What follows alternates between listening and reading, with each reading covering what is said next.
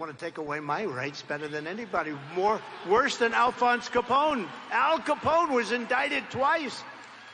I got indicted 4 times. I never heard the word. What's an indictment? What's an indictment, please? Think of it, I go years and years. I go through all sorts of stuff in New York. I built buildings with the unions, with all the people that are involved. It's a rough business. I never had a question about me. All of a sudden, within a period of like this little tiny period, I got indicted 4 times, and on a civil basis 4 or 5 times, with it all being run from the White House and the DOJ. And I say, Alphonse Capone, the meanest, roughest, most horrendous. I'm looking at some of the people here, like this gentleman, rough guy.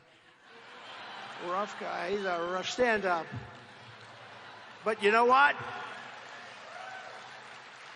You don't want to have dinner with Al Capone, I can tell you that, right? He wouldn't like you. You look too good.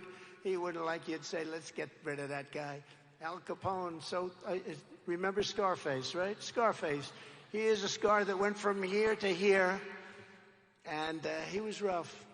He got indicted less than I did. Think of this. My father is up in heaven, and my mother. And my father was tough, but he was a good man. He was a good person, so I know he's in heaven. My mother, I guarantee it. My father, I think. Okay. I think. I'm pretty sure. But he was great. He was a great guy, and they're looking down on me right now. They say, can you believe it, darling? My son, he got indicted so much. And I heard they were going to try and do it a couple of more times, and the White House said, don't do it, don't do it. You're indicting this guy into the White House. There's a little truth to that. There's a little truth. But we have the highest poll numbers we've ever had.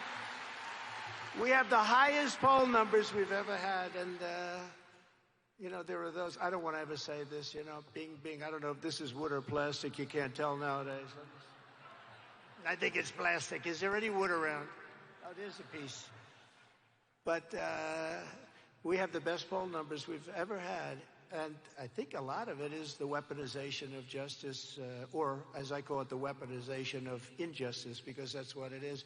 And they'll use that on these great congressmen that I just introduced, because I have a platform that's a very big platform, and I can tell and talk to the voters, whether it's on television or I can do whatever, I can get it out, and I have done it, and probably a pretty good job. You see this case that's in New York, this fake case with a highly conflicted judge, so conflicted, there's probably no judge maybe in history that's been as conflicted as this guy, and he refuses to recuse himself.